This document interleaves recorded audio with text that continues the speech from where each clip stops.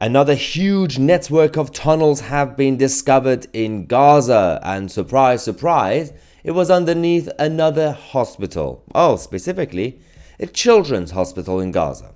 It's not really a surprise anymore when they've already found entries to tunnels under children's bedrooms in residential areas. This is no longer a big shock. Anyway, let's go to the video we received from the IDF.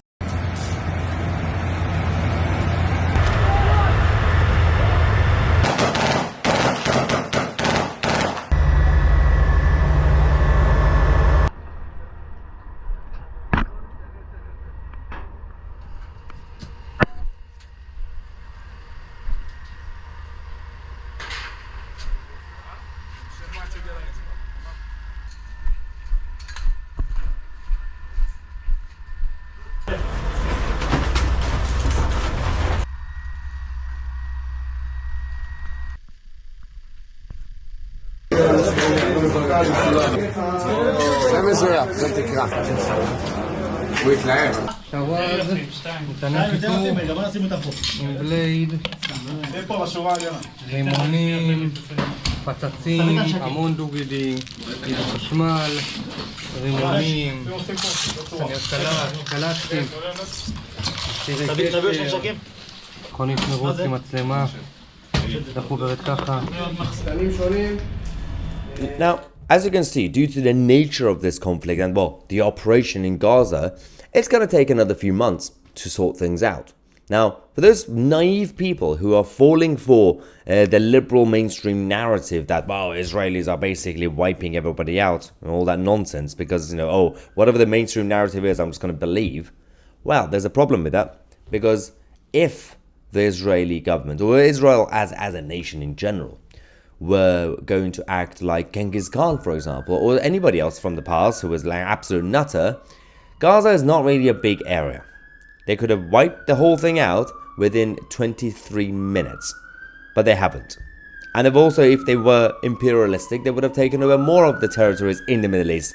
Yet, Israel is still this big compared to the Islamic world and the Arab world, which is much larger and has been expanding over the last few centuries. In fact, this operation is going to take much longer, and the fact that it's a complicated situation because the actual Islamists and the jihadists are hiding among civilians. What would you do? Those who are criticizing this operation saying, well, it seems like genocide. Yeah, why is it taking this long if it were? 2, what would you do if you accept the premise that Islamists are everywhere amongst the civilians, in children's bedrooms, as you can see, the entries to tunnels, children's hospitals, everything else we've had. We've had even a director of a hospital in Gaza being a member of Hamas. That's one issue. Second thing is, some of the actual so-called civilians are not actually civilians because they're still members of Hamas. That's the other problem. You have to go through every single one of them. You have to essentially do stop and search and arrest all of them to make sure which is which and who is on which side. So would you do that, which is the current operation, or would you sit back and allow them to kidnap your people and take them as hostages and just negotiate? Or would you just send out a mean tweet and condemn the actions of the Palestinian side and just get on with your life?